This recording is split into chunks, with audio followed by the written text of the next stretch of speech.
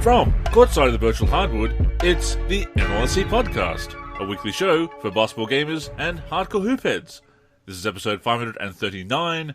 I am Andrew Forum, Andrew NLSC on X. I'm joined as always by my co-host Derek, DP3 Forum, and DP3G and DP384 on X. Derek, some noteworthy happenings in the basketball gaming community this week. Yeah, so this show is covering the good, the bad, and the ugly in basketball video games today, but we have two topics on the agenda. First, we will discuss a new NBA Street-inspired game that is in the works called The Run Got Next. Second, we will discuss a New York Times article which calls out both Take-Two Interactive and EA Sports for their pay-to-win models and overall gambling mechanics. But Andrew, let's get this started with a new game in development that is supposedly inspired by NBA Street. It is created by Play-by-Play Studios. It's called The Run Got Next. And there was an article written by IGN recently. It was actually written on July 23rd by Kat Bailey. And the title is ex-EA devs from new studio to develop a spiritual successor to NBA Street on Unreal Engine 5. So I'm going to go over the intro to this article, and I'm going to throw it back to you so you can tell me your initial impressions. So it states, several former EA developers, including former Visceral Games GM Scott Probst, have formed a new studio to make a spiritual successor to NBA Street, the beloved 3v3 street basketball series released back in the early 2000s. Titled The Run Got Next, the new project developed by Play-by-Play Studios is a character-driven full-court 3v3 hoops game that celebrates the attitude, style, and skills of street ball culture, developed in Unreal Engine 5. With players stringing together an extended winning streak against opponents, either solo or with friends online, and then in parentheses, discussions are ongoing about whether it will include a complete offline mode. And the article continues, similar to roguelikes like Balatro, which I've never heard of that game, players will be able to visit a shop between games to acquire items, sponsors, abilities, kicks, and more. The gameplay on the court will focus on unique characters with various strengths, weaknesses, and playstyles. The trailer introduces some of the initial characters, including Spin Cycle, High Wire, and the powerful Zamboni, each of whom can perform powerful dunks and other moves. So, Andrew, I'm going to throw this over to you. Tell me what your initial impressions are about this game and the previews and whatnot. Is this something you're going to pick up? I mean, it's definitely going to be something that I keep an eye on because we're always talking about how we want to see more basketball games, more choices in the space, and former EA devs who have had experience with NBA Street and passion for that series. Certainly I'm interested in this game. However, I won't deny it, right out of the gate, a bit put off by the lack of focus on an offline mode and a focus on it really being online because, I've had fun with the online scene in the past, Derek, and I know that one game is not necessarily like another. I have actually had a pretty good time playing Rocket League online with a friend back in the day, but this isn't necessarily the game that I want, an online experience. So more than likely, I will not be picking it up either. I'm going to go over some notes real quick to kind of give our listeners kind of a snapshot of the goals of this game and what's going to be there at launch. And then I'm going to continue on with the article. So their number one focus is on online connectivity. Their gameplay priority, they state, their focus on that is fun, to make the game as fun as possible. There is no NBA license, no couch co-op at launch, possibly no single-player mode at launch, and possible microtransactions tied to the shop. So I'm going to continue on with the article, and then I kind of have a statement on this game as it relates to, kind of an honest reaction to what they're advertising at this point. So I'm going to continue on with the article. So speaking with IGN, co-founder and former Madden creative director Mike Young says that the team's goal is to make, quote, defense as fun as offense, end quote, a feat that can be difficult to achieve in sports games. And if you remember correctly, Andrew, NBA Street Volume 2, which we played a bunch of games on earlier today, defense is equally fun to play. Exactly. As offense. It's one of the best things about NBA Street Volume 2. It's that block system where you can block shots right at the rim, where you can trap shots off of the glass, catch blocks out of the air, the stealing system, just batting the ball down, the way that works in that game. Defense is just as fun as offense in the past Street games. And as we've said, that is a sign of a great game when it plays well at both ends and when it's fun at both ends. Conversely, bad games almost always have terrible defensive mechanics. Oh, 100%. I will say this. Andrew and I played NBA Street Volume 2 for about an hour and a half this morning. It was a blast. So the article continues. Quote, stars feel like stars. I think if you go back to the old school games like Nintendo Ice Hockey with small, medium, and large, you could clearly see the abilities of the characters. They had towering strengths and they had glaring weaknesses. And it made construction of a lineup for a 3v3 game very interesting, Young says. And how much do I love ice hockey, Andrew? For the NES, it was the first hockey game I ever played, and I still think that game holds up today. It has great music. The gameplay feels very dynamic. Strategy is important. The players you choose are important, so I understand where he's coming from with that comparison. He continues, do I want a fast lineup, but we're going to be weak and get checked? Or do I want a powerful lineup that's slow, but we can shoot and check? We had a Hall of Famer like Shaquille O'Neal, who in real life had great handles, but in our game, he couldn't do, say, tier 2 or tier 3 trick moves. He would fall down and lose possession. So we want to bring that to life.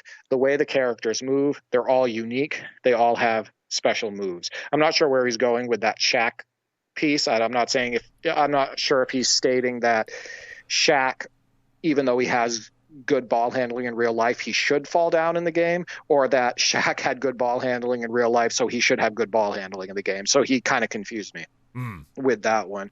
Asked if the run got next will feature microtransactions, Andrew.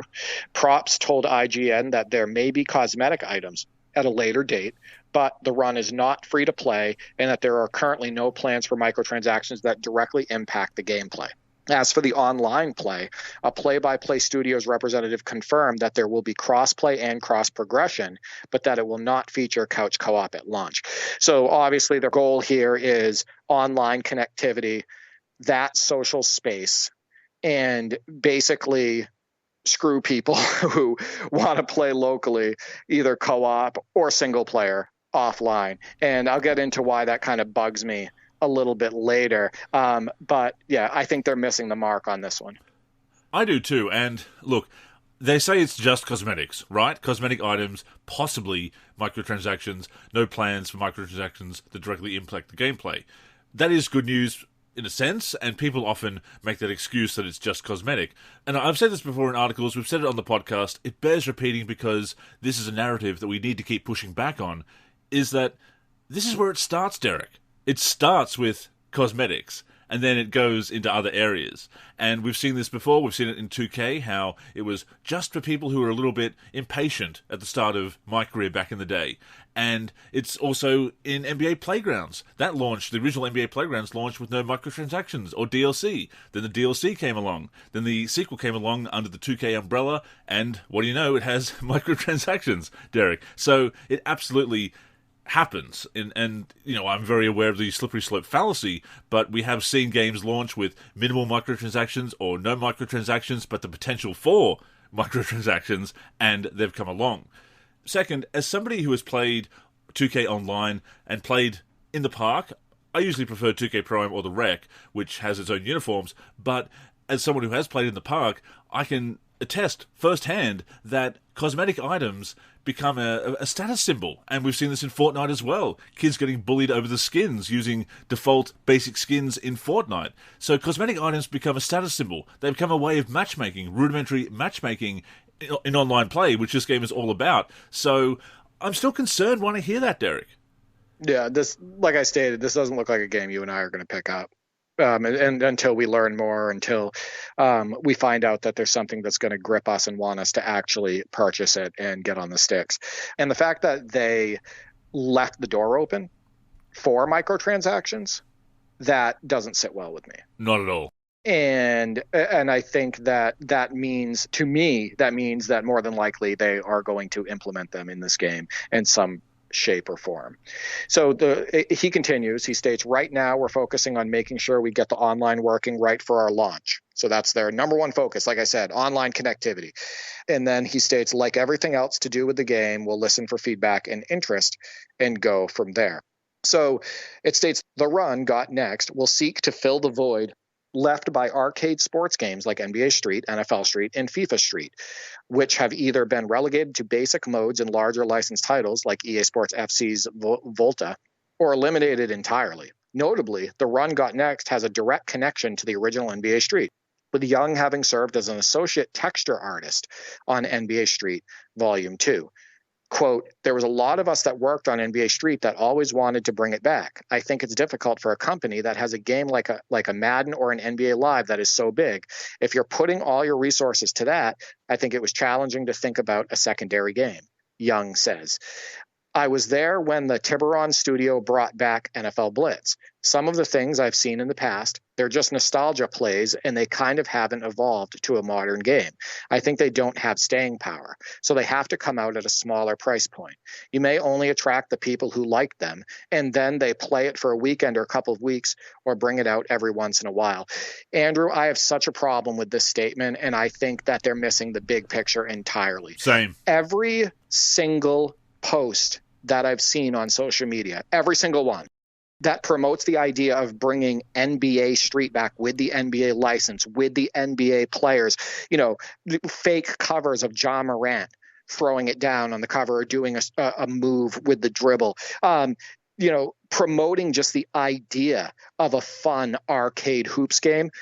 All of its positive comments underneath. Every single reply is, I would buy this game in a second, basically. Andrew, they're talking about how awesome it would be to bring the modern NBA into an NBA Street style game. And not one of those comments that I see talk about online connectivity either. They're just like, I want to get my hands on this game. This game would be so fun. A lot of people probably picture playing a game like this solo, against the CPU, playing modes like we did back in the day, or playing with a friend that comes over to their house. That still happens, Andrew, in 2024. People still see each other face to face. It's not all online. Maybe they have a sibling that they want to play with, etc. And I'm not saying that the new NBA Street game, if it was to be released, couldn't be online as well. I think they could get the best of both worlds. But either way, it would be a monster hit. Right? So I think they are completely missing the point with that. It's not just a nostalgia play. It's not just the people back in the day that would be interested in these games. I think that is just complete BS. I'm just going to say it right there. I know that sounds aggressive, but I think that statement is just complete BS. Oh, I do too. I think it is definitely underselling the appeal of the nostalgic appeal of a game like this, and the staying power. Look at when they brought back NBA Jam with NBA Jam on Fire Edition, how popular that was. Look at the videos that we've posted, as you said, of various NBA Street games. I posted those highlights from a session of NBA Street Home Court. Now, Home Court is not the best received Street game, but there is still some nostalgia for it, and people still saw a street, and they were drawn to that video and liked seeing the Street legends in that video. Nostalgia is very powerful. I mean, I try to see his point about people just having that nostalgia kick and saying, oh, yeah, this is cool, this reminds me of back in the day and playing for a bit. But all the young kids are loving it. The Gen Z is loving it, Oh, absolutely. Andrew. That's the comments on social media, all the comments underneath, or most of the comments, are younger crowd. They're like, oh, my God, this would be sick, right? Like, this would be amazing to have a new game, a new arcade game, a fun game, whether it be Street or a Jam style game that brings the new NBA, the new athletes, the ones that they follow into that atmosphere, and for them to be able to use them in that game. It is so ridiculous. I'm so sick of these comments about nostalgia plays and whatnot. There is a huge market for this. There is. I think it is very myopic, that whole point of view, and to your point, you do see those comments. Younger gamers, for many people younger than us, that may have been their first game. One of the Street games may have been their first Street game. If you were a younger millennial, or I think they call them a zillennial these days, on the cusp of millennial and Gen Z, then there's a very good chance that NBA Street one of the NBA Street games from the 2000s was your very first game, as Double Dribble, as NBA Jam, as NBA Live 95, as Lakers versus Celtics were for us. So the nostalgia is very strong there. Those games were great. They are still relevant today. They are still fun today. So to move away from that, and you know what this reminds me of, Derek? It reminds me of when NBA Live switched executive producers and they were talking about going for that new, younger demographic and trying something completely new, forgetting that new, younger demographic is playing NBA 2K and playing the kind of game that NBA Live wanted to be and needed to be. So it's just... I know he worked on the previous Street games, so he does have some insight and so forth, and sure he's in the industry, but I really do think he's missing the big picture. Absolutely. I don't care if he works in the industry or not, he's wrong. Yeah. Right. And you'll love it because after we go over this article, I'm going to go over kind of a statement about how I feel about this, the previews, how this game is being advertised and whatnot. And I bring up that NBA Live 19 situation, that scenario in that write-up. So he continues on, and this also I have a problem with. He states, what we think the opportunity is for us to bring this type of game, which doesn't necessarily exist anymore, to Gen Z, which is social. Play with friends, play against friends. We're trying to fit in with what the sim games aren't offering us. Modes like Superstar KO that were sort of one and done. We want to make the best version that would make that the game. Andrew, again, missing the point entirely. So basically what he's saying is Gen Z wants to play with friends, play against friends, but only online, right? So he's basically saying that these kids want to be sitting only in front of their computer or their TV or whatever, and with a headset on, only playing online. And he's saying they're trying to offer something that the other games are not offering. But how similar does this sound, Andrew, to playing NBA 2K online, right? Sure. Like, it sounds very similar. It's the player builder, the player shop, the playing with randoms, all of that stuff. It bums me out. Well, that freestyle because game again, as well. Does Gen Z not know have any interest outside of online play anymore? Does Gen Z not know how to have fun with an arcade game? Are we really dumbing down Gen Z? It's insulting that to them, much to say that that's all they're interested in, that they don't want an all-around product. Gen Z still has friends, still has family, still has different ways they like to play, and they don't like to get frustrated with their games all the time. And so many kids are frustrated with that online scene in NBA 2K because it's so toxic, because it depends on player builder and player upgrades and all of that stuff. So yeah, totally bums me out. And I think this statement is going to bum you out as well, because I think it's contradictory to what they're advertising this product as. So it states, in a letter introducing Play-by-Play Studios, Props similarly took aim at the current sports gaming landscape, which is dominated by sims like NBA 2K and the recently released College Football 25. Props states, as the years have gone by, the gaming industry has grown exponentially, and in many cases, the business has taken precedence over the fun of a particular experience. That sucks, he wrote. Fair. I found this myself in many sports games today where I feel like I have to grind hundreds of hours to be good. I have to pay hundreds of dollars on top of the $70 I already spent for the game itself to have an okay time. And I have to go out on random quests to do things that don't really have anything to do with the fun of the game or the sport. To that end, he says, the run will double down on fun while not worrying about overly complex menus, GM modes, micromanagement of rosters, opening packs, or playing a game that feels like I'm watching a broadcast. He states, we look at a game like Rocket League, which is like you can jump in 5 seconds, you're into the game. They do fantastic, Prop says. They focus on the action in the game itself. So the longer answer is that's what we want to do, is we want to get you into the game. We want you to enjoy the sport of basketball, and we absolutely want to bring tone and personality and character back and do it in a really meaningful and memorable way that feels distinct. This doesn't feel new or memorable.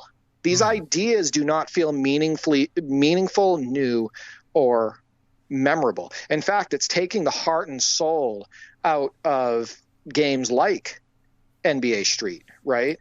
And NBA Jam. Like, he's saying a lot of the right things there, but that's not the way the game is being advertised. Well, I want to back up really quick to a point about Gen Z, and which I absolutely agree with, that they're starting to get it kind of like us millennials did, where for years, even though we are adults, we're still being treated like children. And certainly the youngest Gen Z are still teenagers, but the oldest Gen Z, born in 1997, they are approaching 30. Sorry, Gen Z, that's just the way it goes. I've been there. I'm turning 40 in a couple of months, so, I have no sympathy, really. But all jokes aside, we are talking about people who are adults now, and their nostalgia is for the early to mid-2000s. So, again, treating them like they are kids is very insulting, just as it was for us for so many years.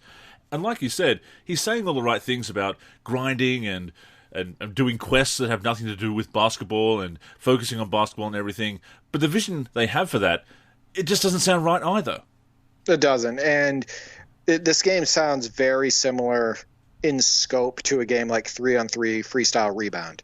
Yeah. That game on Steam, a lot of people which said is that. basically exclusively online. Even the art style is different. It's a cross between that game and like Borderlands. So I'm going to finish up the article here. Ultimately, the run's biggest challenge may be its lack of real-life players. Unlicensed sports games have had a dismal track record over the past decade. Props acknowledges that there have definitely been conversations about how important licenses can be, but that ultimately they're focused on building a really, really fun basketball game. Quote, I think we want to create a fabric and a framework where we could bring in real-life personalities, be it athletes, celebrities, influencers, etc. Prop says, but I think first and foremost, our focus has been on the game that we're creating and bringing our characters to life. So the fictional characters. We'll be able to see for ourselves whether the run Got Next is able to inaugurate a new era that we're creating and bringing our characters to life. So again, this sounds kind of similar to what they're doing with like the 2K League, and sometimes, what they do with the NBA 2K series itself, talking about just bringing in some real world personalities, right? Yeah. Like athletes, some celebrities, influencers, etc. And that's not going to cut it, in my opinion. And I think one of our responses stating that no NBA license is going to be a deal breaker for a lot of people. And I completely 100% agree. So, Andrew, I'm going to throw this back to you after, but I did kind of like type up a statement on how I feel about the direction of this game. So it starts, I have a problem with what I have heard about this game, and it is a similar problem that I have with NBA Superstars, which is advertised as a spiritual successor to NBA Jam. Did you notice one common theme with all these quote-unquote spiritual successors? They look to be not half as good and not half as deep as the originals. They are also missing so many of the staples that made the past series great. I actually find it a bit insulting that they use Street and Jam to advertise these games, because it really is mostly for marketing and appears to lack true substance when it comes to the actual product. Why have we gone backwards with remakes of these series? I don't think the creators and developers of these games get it. They do not truly understand what the consumer wants and are not truly attempting to make a great all-around game. It appears they are merely trying to tackle trends, and even with that, they do a poor job. With NBA Live 19, that was part of its downfall. The fact that their main focus was to tackle trends, which made their product blah in the hands of the majority, leaving most gamers feeling left out. I found this statement concerning because it shows me that the developers of this game are missing the point. They stated, as the years have gone by, the gaming industry has grown exponentially, and in many cases, the business has taken precedence over the fun of a particular experience. That sucks. What they are doing with this game are following existing business trends that they believe will reach the most people. They are making their game, from the sounds of it, almost exclusively online, if not exclusively online, with the focus on building a player, and they will have a shop, possibly with microtransactions. Sure, maybe they can make the gameplay enjoyable, but at what cost and with what limitations. Most people are going to be forced to connect with randoms, as there will be no local couch co-op and potentially no single player offline mode. They will need to hope for a good connection and for an environment that isn't toxic. This game sounds incredibly similar to games like 3-on-3 Freestyle Rebound for Steam and some of the cheap mobile My Team style games that have been released over the last few years. I am not excited for this game at all, and it's possibly another step back for basketball video games. That's the way I feel about this. I mean, we don't have an NBA license. We got no couch co-op at launch, possibly no single player at launch, possibly no single player mode in general for the game, possible microtransactions tied to the shop, which is very similar to 2K. And the idea of this bums me out, and it doesn't sound like something that I would touch, Andrew. Yeah, there's a lot about this game that is a big turnoff for gamers like you and me, and I think a lot of basketball gamers as well. The lack of an NBA license, and here I'll be a little hypocritical, because I have talked before about how I do like fictional leagues, fictional teams and players in games. I find that fun, and it can work, like a Basketball Classics, like Full Court Heroes, obviously, but there's still kind of an underlying approach to represent the NBA, even without the license. So I think that's also a difference there. And the lack of an NBA license on top of everything else means that a big selling point is not going to be there for this game. A big appeal, big draw for people like us is not going to be there. And it's funny that they bring up Rocket League, because Rocket League does have an offline mode, Derek, an offline season campaign mode. To be fair, I don't think it's as popular as the online scene these days, at least, but it is there. There are other modes that cater to these other tastes, to single-player play. And you've also got the variations on the game. You've got Hoops, an actual basketball take on the Rocket Car Soccer. So that's a fun game that I've played before. You've got the hockey variant as well. You've got the name is escaping me at the moment, but you've got to destroy the floor and be the first team to destroy parts of the arena. So you've got these variations. You've got multiple modes of play. So making it too simple, too streamlined, too focused on one thing, I do think is a big mistake. And yeah, once again, they are saying all the right things about grinding and everything. That's great that they're focusing on that, although the microtransactions are still looming as part of the cosmetics, and that still has an issue. But there just doesn't seem to be anything in the game for us. And I think they're also underestimating Gen Z as well. I agree. And I was thinking about this. This game sounds like it's more tailored for mobile. To me, it sounds like a game that's more tailored for a quick mobile fix, for somebody to kill some time, right, and just get a quick game in with characters that they don't care about. Before we go on, a reminder that the NLSC podcast comes out every week on the NLSC, ma-live.com, as well as our YouTube channel. We're also on Spotify, Apple Podcasts, and other podcast apps. If you're listening on any of those apps, we'd greatly appreciate a review. To keep up with the show and everything we're doing with basketball gaming in general, connect with us on social media. On Twitter and Facebook, we are the NLSC. We also have an Instagram, NLSC Basketball, and on YouTube, we're youtube.com/NBA Live Series Center. Once again, visit us at nba-live.com, where in addition to the podcast, you'll also find all of our original content, as well as our forum and modding community.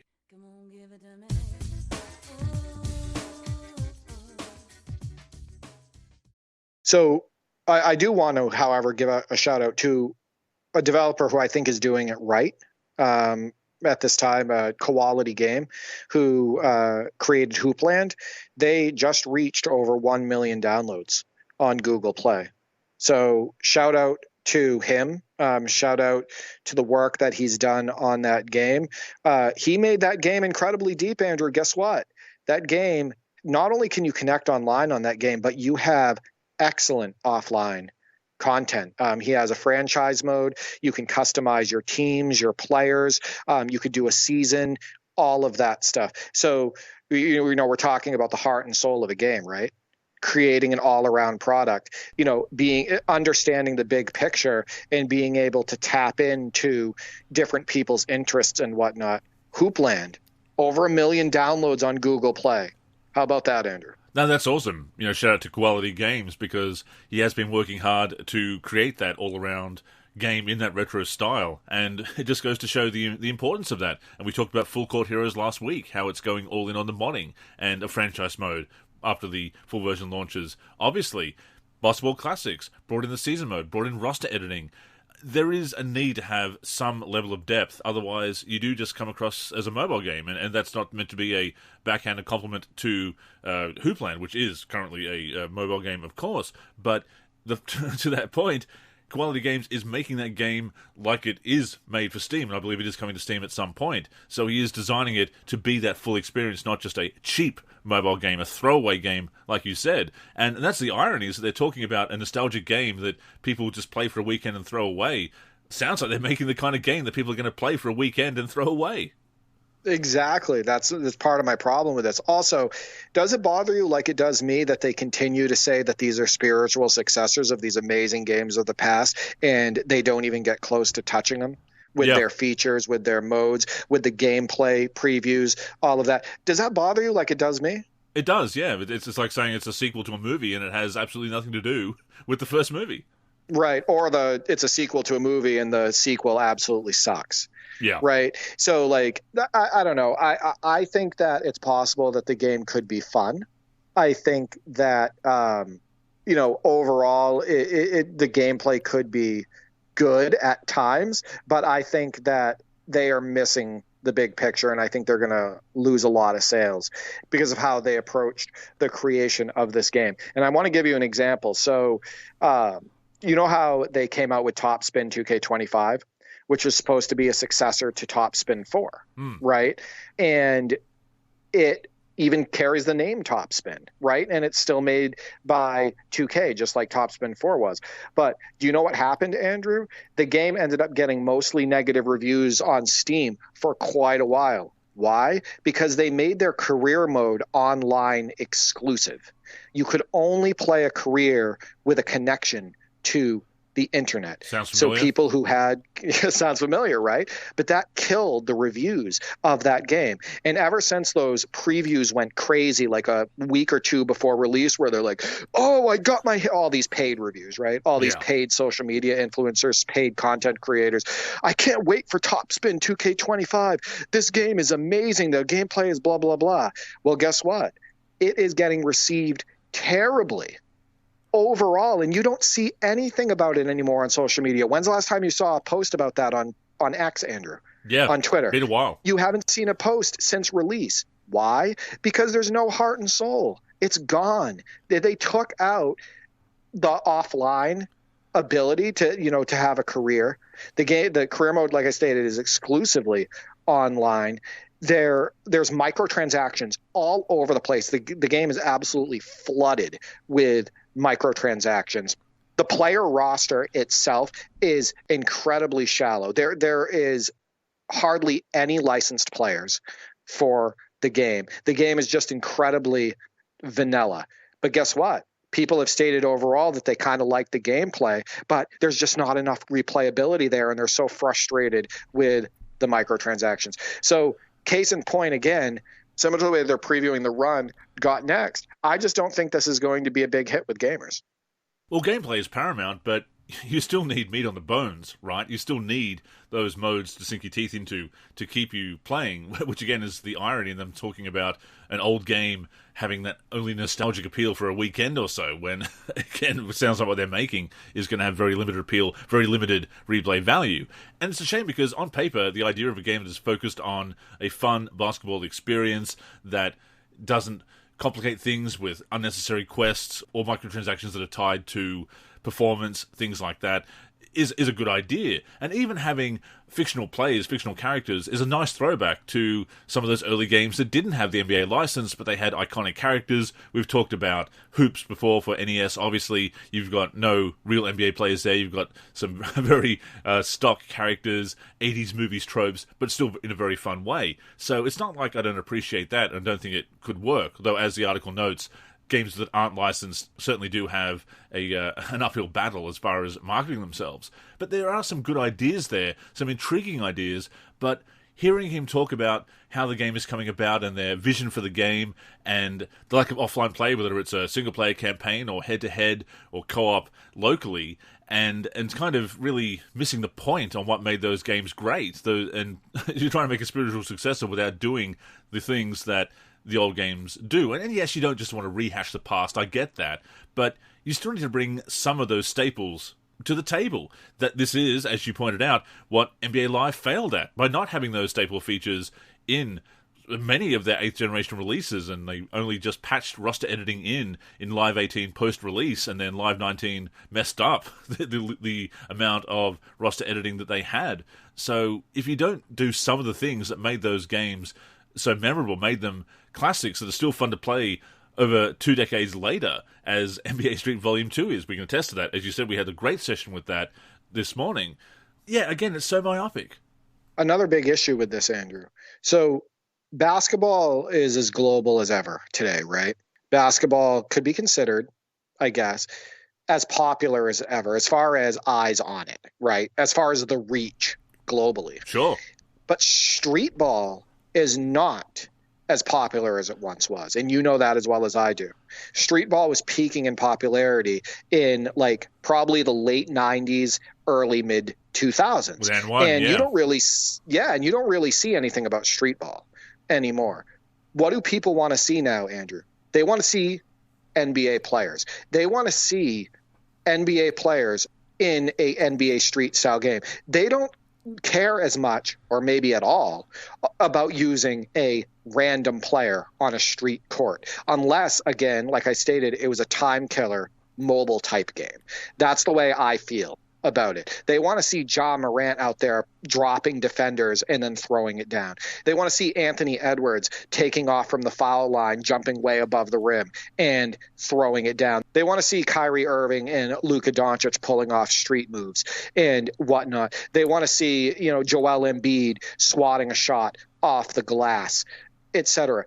That would be the draw. And from all the comments that I've seen on, where there's like a social media post where they talk about like an NBA Street being brought back, that's what people are talking about. They're saying this would be so damn cool to bring NBA Street back and see these players from the modern NBA in that style of a game. So I think they're just overall with this release, the way it's being advertised, I just feel like they're missing the mark. And it looks like it's like 50-50 with the community based on their responses.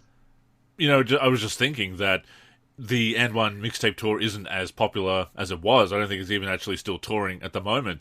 You'd have better luck doing a Globetrotters game or a Big Three game as an alternative to the NBA these days than fictional characters. It's possible that a Big Three game would be bigger than this game. I agree. Something new. It's right. And I don't know what that license would cost, but maybe you could get, the small amount of former players that play in that league to agree to be in this style of a game. So, yeah, I don't know. Maybe we're wrong, Andrew. Maybe it will be a big hit, but I am highly doubting it. I am too, but we will certainly keep an eye on it, and I'm sure it's not the last time that we'll discuss it, but my initial impressions from that preview, from him talking about the game, yeah, I'm not that excited about it. So let's see what the community had to say. Let's see if they're excited. So first up we have Mace. King J Mace says, hopefully the gameplay is solid. That's the key. And certainly that is the starting point, but then where do you go with the modes from there? Yeah. Is he going to want to jump on and possibly play with a toxic community? I know his personality. I know he wouldn't put up with that, right? He would want to turn off the game fast. He does like playing online with his, elite street league, but a lot of times the people that play in that league are people that he knows and whatnot, and he can kind of control that atmosphere. In this game, he's not going to be able to control that atmosphere. So we will certainly see. Gameplay is incredibly important, but where do you go from there? Vince Logan says, from what we've been told, the gameplay is similar to NBA Street/NBA Jam, so I'm excited for what's next. So that is a more positive takeaway from that article. I understand where he's coming from, but I've also seen the gameplay of NBA Superstars where they said it was similar to NBA Jam. And there's actually been many games in the past where they said the gameplay was similar to NBA Jam, and all of them fell incredibly short, and they were not even close to as fun. Didn't quite get it. So, yeah. I mean, like, So I am very hesitant to believe a developer when they state that the gameplay is close or similar. Khalil Ward at Sticks323 says, no couch co-op, damn, but hopefully the characters are different enough. And I see what they're going for with having the fictional characters. Obviously, when you don't have the license, you're kind of limited in that regard. And it is a throwback to some really old games there, which is kind of funny that he's talking about nostalgia having limited appeal, because having these kinds of characters are even older. It's an even older idea that they're going back to. But I do like the idea of having those fictional characters that have their own strengths and weaknesses, and having that strategy of putting the team together. Ice Hockey for NES is the example that he brought up. I haven't actually played that game, never really been into hockey that much, but it certainly also reminds me of Hoops, which we have played together, and does have those fictional characters, those stock characters that have different strengths and weaknesses. So there is merit to that concept, but it's a really tough sell without the NBA license. Yeah, the reminder that they state the trailer introduces some of the initial characters, including Spin Cycle, Highwire, and the powerful Zamboni. These characters, if you watch the trailer, they look like they are straight out of the original Borderlands, that video game. And what's funny is Borderlands 3 actually kind of got docked by some reviewers based on continuing with that art style and whatnot. Although, however, I believe Borderlands 3 did pretty well, because once again, it was still based heavily, gameplay-wise, mode-wise, feel, visual, all of that stuff, off of the very successful Borderlands 2, the original Borderlands, and the pre-sequel, etc. Khalil also stated he hopes that the characters are different enough. It sounds like that's one of the developers' goals, is to make the characters quite a bit different from each other with strengths and weaknesses and whatnot. So making sure that strategy is a big part of the gameplay. And the Live King says, just hate how these games got to have a heavy online focus. Got to rely on randoms to have a good time, LOL. And that is the point, that with online play and only online play, you're really at the mercy of the quality of the community. As you said, that if you do have that toxic community, then it's not going to be fun. Look what's happened with NBA 2K Online, and not designing it properly, and obviously that does come down to microtransactions, because if you do throw everybody in there together without proper matchmaking, you are going to encourage people to upgrade quicker, to buy cosmetic items so they don't get snubbed in the park, etc. But then, to that point, there's going to be cosmetic items here as well. You're going to have people avoiding you because you're not wearing the right fit, just like the park. So that is my concern when they're talking about cosmetic items and possible microtransactions tied to them. It actually is a bigger issue than a lot of people want to admit. And yeah, when it is only online and you're relying on other people to have a good time, you know, sometimes people kind of suck, Derek, and yeah, that's the problem with these games. I still think there is a good majority of the gamer base that wants to be able to sink time into a video game at their house, not connecting online. You know, playing with friends, playing with a family member, having a friend come over and jumping on the game with them, tackling single player modes, tackling challenges, trying to get achievements, all of that. They are missing that entire gaming population with the way this game is being advertised. And I agree completely with the Live King. And jumping over to Facebook for a response from Royce, and this is a very thoughtful response, and so I do apologize, I'm going to paraphrase a little bit here, says, right now I'm going to be cautious, not too thrilled with the game looking like a live service game. And that's a great point, is that it's not a live service game, but certainly looks like one, could become one with microtransactions. It reminded me of 3-on-3 Freestyle, and at first I thought this was a new version of that game. Also read an article that the game will have some form of customizable options like clothing and such, for lack of better terms, but I feel that would be done through microtransactions, and then microtransactions for all time, if that is true, which is what we were talking about, Derek, that it just starts with, it starts small, or starts with no microtransactions at all, and then just snowballs from there. Also says that he's not thrilled with the no mention of an NBA or NBA Legends license, and basically the concept of having completely fictional players. Says he'd like to see more about the game, so there is obviously interest there, but like us, is skeptical about calling it a true successor to the NBA Street games. Yeah, so you know what word comes to mind, Andrew? Disposable. Yes. This game sounds like it could be a disposable game, meaning if it has a heavy online focus, or from the sounds of it, it could be only online focus. What happens when they decide to turn those servers off? The game is done. the money that you purchase the game for, goodbye.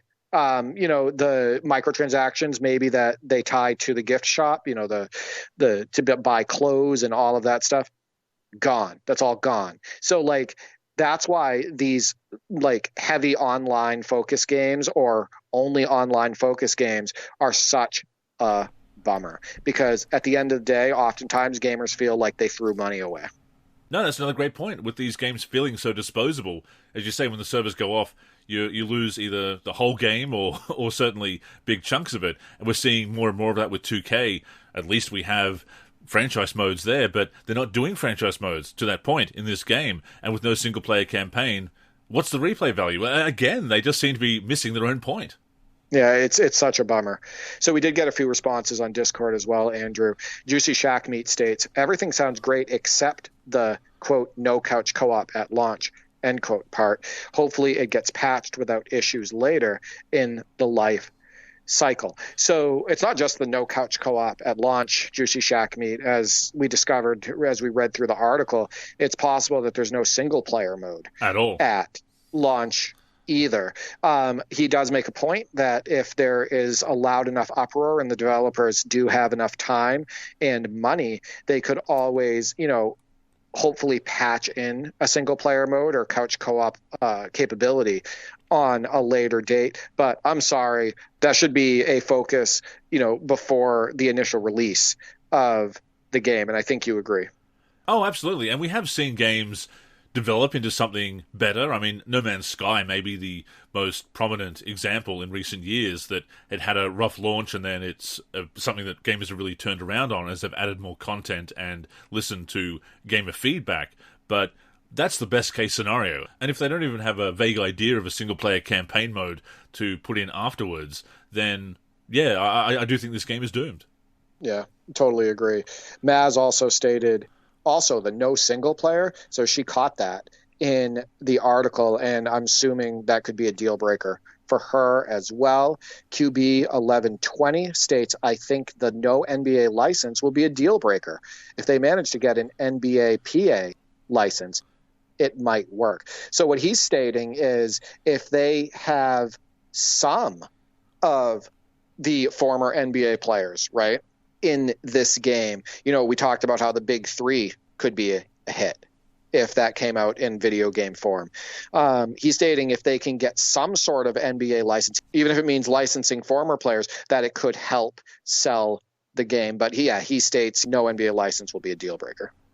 I mean, you bring up Legends. What about that cancelled game for Genesis? Shaq versus the Legends. Slam Shaq versus the Legends. That could have been a very intriguing game if it came out. And even the prototype is interesting to play. We need to connect on that and get that working, actually. But yeah, to that point, a big three license, or if they could license some Legends and make it Legends of the Street or something, then it's probably not going to truly be that NBA Street successor. And to that point of continuing to use that term when it's not entirely accurate, but it would still be something. It would still be a draw. Exactly. And the last response on Discord was actually a response to Maz's statement about no single player.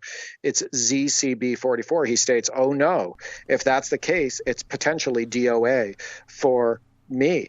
Yeah, I think that there's a lot of people out there that are not going to want to touch this game with no offline ability, with no offline modes, with no couch co-op, with no single player mode to sink their teeth into. Not everybody wants to get online and play with people. Some people want to sit back and relax with their video game, right?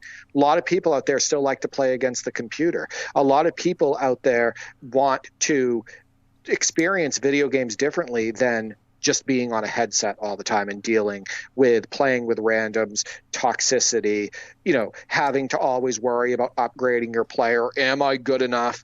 All of this stuff, right? So, yeah, I think that there's a lot of turnoffs about this game.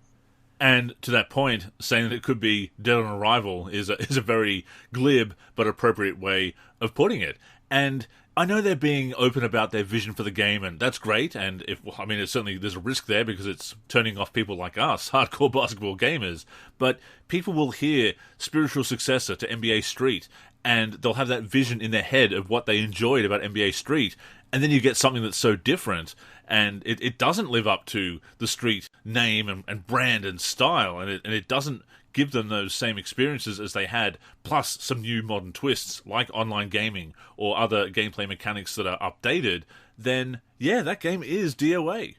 Like I said, I find it a little insulting. I mean, calling these games spiritual successors, like I said, NBA Superstars for NBA Jam, this game for NBA Street, like, yeah, it's, if you want to call it a spiritual successor, give it the heart and soul that the originals had, right? For sure. I think that it's not fair to the originals. Now, we don't have a lot of time left, Andrew, but I wanted to get into this New York Times article, which I actually appreciate. I don't appreciate everything the New York Times does, and I was actually surprised to see that they wrote an article on this. This article is written by Calum Marsh, and it was written on July 22nd of this year. And the article's title is "When Sports Games Feel Like Casinos, Players Rarely Win." And the headline states, popular franchises like NBA 2K, FC, and Madden entice players to keep spending. Critics say it's ruining the games. And the article starts off actually with some key points. It states, the video game NBA 2K24 lets fans play as their favorite basketball stars. It's $70, but there's pressure to spend more. To be competitive online, players are encouraged to buy packs that may contain an elite athlete. They cost up to $50. Microtransactions are pervasive in sports games and are big business for studios, which use the same techniques as casinos. In-game sales generate about 80% of revenue for the publisher of NBA 2K and Grand Theft Auto. Think $4.2 billion. And it states the price tag on the cover of most sports video games is only the beginning of what players are being asked to pay. The genre is teeming with microtransactions, in-game purchases that tantalize those who want to be competitive during online matches in the most popular and robust game modes. Rare cards of the most coveted players are hidden in packs acquired using in-game currency, which can be slowly earned by playing or bought with real-world money. So, yeah, Andrew, this article goes on and makes a lot of great points. I'm impressed with this writer for the New York Times because it's very rare that they would call out something like this. Absolutely, and oftentimes the gaming media doesn't focus on this because there is that aspect of access journalism there. If you go too hard on 2K or EA or other publishers and developers, then you don't get the access. You don't get to get those previews. You don't get the early copies to review. You don't get the first review out there, etc. And it's a real shame. And we see that with influencers as well. There used to be a time when they would talk to pretty much anybody who was prominent in the community in some way. Now it's, do you have a big enough following? Are you willing to really go and promote the game for us? Not just talk about it and to your community and report back on it and be a link to your community for feedback, but will you promote this game? Will you give us the feedback that we want and nothing else? Once again, access journalism. So yeah, I'm really glad to see major publications of any kind talking about this issue, and it feels like it's too far gone sometimes, and that it's going to take some kind of legislation to stop microtransactions and these predatory mechanics. But at the same time, any awareness we can have of this issue, anything pushing back on the "it's just business" or "that's just capitalism," Derek. You know, there's a good and bad way of doing business, a fair way of doing business, and an unfair way of doing business. So this prevailing notion that because it's a business or a product that you can't critique it, is absurd. And I'm glad that we're not the only ones pushing back on it, that somebody that does have a larger reach, a large media outlet, is actually pushing back on it and bringing light to these issues. Agreed. And I know you're going to love this, the next lines of this article. This sounds like something we have talked about so many times. The wording the writer used, just the entirety of these statements, you're going to be like, this sounds like us. The writer states, the exhortations to spend can feel like being in a casino. Upon starting NBA 2K24, players are immediately overwhelmed with opportunities to buy new items and limited edition packs. Opening them is designed to be compelling aesthetically. This is the part, Andrew. Rather than simply revealing their contents, the packs explode and scatter, accompanied by intricate animations and sound effects meant to dazzle. Quote, the game is constantly presenting you with, say, a special LeBron James card, and you can only get him for 1 week. He's only available in such and such a pack, and the chances of you getting him are absolutely astronomical, said Jordan Midler, a critic for Video Game Chronicle. They allow you to not spend money just to say that they can, but it's completely unavoidable. You and I have talked about that, Andrew, the casino-style pack openings with the packs exploding and the particles scattering and the intricate animations and sound effects. It's all by design. Completely by design, absolutely. And I love how he points out that they allow you to not spend money just to say that they can, but it's completely unavoidable. How many times have we said that? That yes, you can go no money spent, but it's a kind of a miserable experience if you don't. You are going to miss out on the top rewards, and of course this applies to my career as well. You can go no money spent, but it's going to be a huge slog. In some ways, my team is ironically a bit more fun to go no money spent because you can at least play with competent real players with those starting cards. They're not going to be very competitive online, but they will get you through those early stages of domination and the single player modes. My career is actually much worse in that regard with the terrible starting ratings of the player that you're locked to. But either way, it's optional crowd is something that I will always push back on because it's technically true, but functionally it's misleading because it's such an inferior experience if you don't. So once again, perfectly called out there. They prey on our youth, they prey on people's emotions, and they prey on people with gambling issues. So I'm going to continue. So it states Take-Two Interactive, the parent company of 2K and Rockstar Games, which makes Grand Theft Auto, said in financial statements that microtransactions made up 79% of its revenue last fiscal year, about $4.2 billion. NBA 2K23 and NBA 2K24 were among the largest contributors over the same time frame. Microtransactions accounted for 73%, or $5.6 billion, of revenue for Electronic Arts, which also publishes The Sims and Apex Legends. So this isn't just tackling Take-Two Interactive, it's also tackling Electronic Arts, right? Because they are making, people need to realize that Andrew and I are not just going after NBA 2K and Take-Two Interactive here. It's whoever is doing this stuff. EA Sports, Electronic Arts, etc. Of course, 2K declined to comment. They reached out for him to comment, and they declined because they don't want to talk about this stuff, right? They want to try to hush it as much as possible. Electronic Arts did respond, and they said that microtransactions were optional and helped pay for the content updates that audience now expect regularly. Quote, "We no longer just ship discs and walk away from them when they're done," said Kerry Hopkins, the senior vice president for global affairs at Electronic Arts. Quote, "The expectation for most of our games is for us to keep delivering live and dynamic content and to continually evolve and deliver even more value for our players."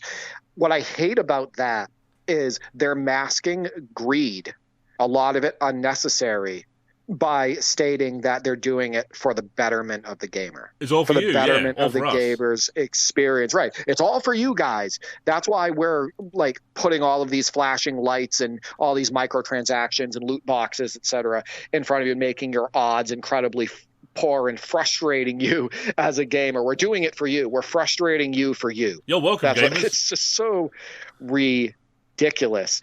But yeah, I encourage people to read this New York Times article. Like I stated, it's titled "When Sports Games Feel Like Casinos, Players Rarely Win," and it's by Calum Marsh. And if you don't have a New York Times subscription, you can still find this article on archive.org.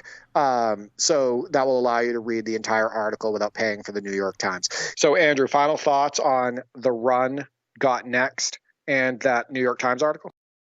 So I don't know who came off worse, 2K declining to comment or EA openly commenting in that regard. Neither of them come off looking pretty good. 2K putting their head in the sand and EA openly admitting to the greed of the practice. So that's kind of funny there. I'm glad that they bring up the casino aspect, the manipulative aspect, and to that point, there are quotes from a psychologist who specializes in video games, Jamie Madigan, in that article, talking about how they operate on the same principle of random rewards as slot machines. So again, you've got that comparison to casinos there, and he says there's been research to show that the exciting part isn't finding out what's in the box, but before you open the box, seeing the little effects pop up, hearing the sounds, watching the opening animations. absolutely true. And Celia Hoden, the founder of a group called Ethical Games, said loot boxes are especially problematic for children because the part of their brain that helps regulate compulsions has not fully matured. And this is something that we've talked about before, and you alluded to it again on this show, that it does target children, obviously, people with gambling addictions, problems with self-control, etc. But children are a particular problem because you are bringing gambling mechanics to minors, obviously. And, there is a reason that certain products and services and so forth are not available to children, Derek. I'm not a moral crusader. I'm a 90s kid that scoffed at everybody shaking their fist at violent games and how that was going to ruin society, etc. But this is dangerous. And this is something that we've seen over and over again with mobile gaming, and now it's come to AAA gaming as well. Children racking up big credit card bills because they're making all these small purchases that sound small in the moment. Microtransactions, it's right there in the name. And then it adds up over time. And again, there are reasons that we don't let children buy certain things or go to certain areas because they're not yet mature enough to make those good decisions. And what's my source on this, Derek? I was a kid. I was a kid that didn't always make great decisions. You do, hopefully, develop maturity to make better decisions. So as always, I'm glad to see that being brought up here. But Andrew, how can you say that? It's all of this is for the gamer. It's for Apparently. them to have a better experience with these games. It's all for them. Just so much BS, and I am so sick of corporate speak. I'm sure you are. Yeah. With all of this and constantly the gaslighting. I'm absolutely sick of all the lies around microtransactions, around loot boxes, around all of these predatory mechanics and stuff. Everybody who's involved in this, you should be ashamed of yourselves. No, they totally should be ashamed, but they're not because they're making money hand over fist, obviously. But I am glad that it is being pushed back on. As for the run got next, look, it's something that we'll keep an eye on, I'm sure. I don't mind being proven wrong, Derek, when I have a cynical view or a cynical expectation. I've got an article coming out about NBA 2K25 in the near future, Monday Tip-Off, where I talk about how I am feeling kind of cynical about the series at the moment, and my hopes and expectations are really driven by that. But at the same time, I hope that I am wrong, and I hope that my low expectations are far exceeded. And I do hope that this game can be a fun alternative, and that it is something that we will check out at some point, or be compelled to check out, and that gamers will enjoy it. But right now, there's just too many concerns there. There's just too many aspects of that vision that don't gel with what I think is going to make a fun basketball game. I think it's going to be too shallow. I think it's going to be too reliant on the online scene and all of its problems. I will keep an eye on it, obviously, and hope that it can maybe develop into a better game. But no, it's kind of disappointing to hear about this spiritual successor to NBA Street and then read about it and think, no, that's not the game I want at all. I have no interest in jumping online and playing with random people. And by the way, there are millions of people like me out there that do not want to jump online and play with random people, and they're missing that entire crowd. So, I'm in agreement with you. And again, I just find it insulting that they continue to use, developers use NBA Street to try to promote their game, that developers continue to try to use NBA Jam to promote their game, and these new games just are missing the entire heart and soul of what made those originals so great. So, I guess I'll close it with that. And actually, to throw out one more comparison here, there was talk when NBA Playgrounds 2, which of course became NBA 2K Playgrounds 2, when it was originally delayed, there was speculation that they were going to try and get the NBA Jam license, which EA is still sitting on, and that's a problem in and of itself. But there was speculation that they were trying to become NBA Jam officially, and I was so glad that they didn't, because NBA 2K Playgrounds 2 is not a game that's worthy of the Jam name. And I know that sounds strange because a lot of Acclaim releases, a lot of the games that Acclaim released under the NBA Jam brand were also not worthy of the Jam brand themselves. But after you have that strong comeback with On Fire Edition and even Jam 2010, and the strong original releases, the original NBA Jam still being this classic that holds up so many years later, Tournament Edition, the same. I didn't want the Playground series to be part of the Jam lineage in any way because it's just not worthy of it. And it would be disrespectful to that history of the series. It is not NBA Jam. Right. Like I said, I think that all of this is disrespectful because they're producing games that do not have the love put into them. They don't have the heart and soul of the originals. And they're using those names to push these new ones, right? They're using those names to advertise these new titles. But you know what? If you're going to, like I stated earlier in the show, if you're going to use NBA Street to advertise a new video game, you better damn well put the heart and soul into that game. And I just don't see that stuff happening. But with that being said, we will at least keep tabs on this project. I'm sure it's not the last thing we'll have to say about it. We can hope for the best, but certainly are feeling skeptical and cynical. There are obviously some people in the community who are looking forward to that, Derek, but a lot of people, I think, feel, as we do, that it's very misguided and not capitalizing on nostalgia in a good way. But thank you to everybody who responded to Derek's prompt and weighed in on this topic, because, yeah, we love to hear what you have to say about basketball gaming, and we appreciate having you as part of the conversation. Yeah, let us know how you feel about the previews of The Run Got Next, and also let us know how you feel about that New York Times article if you get the chance as well. With that being said, that has brought us to the end of this week's show. As always, we thank you for tuning in and invite you to join us again next week and every week, either on the NLSC, nb-live.com, our YouTube channel, or your podcast app of choice. In the meantime, please connect with us on social media.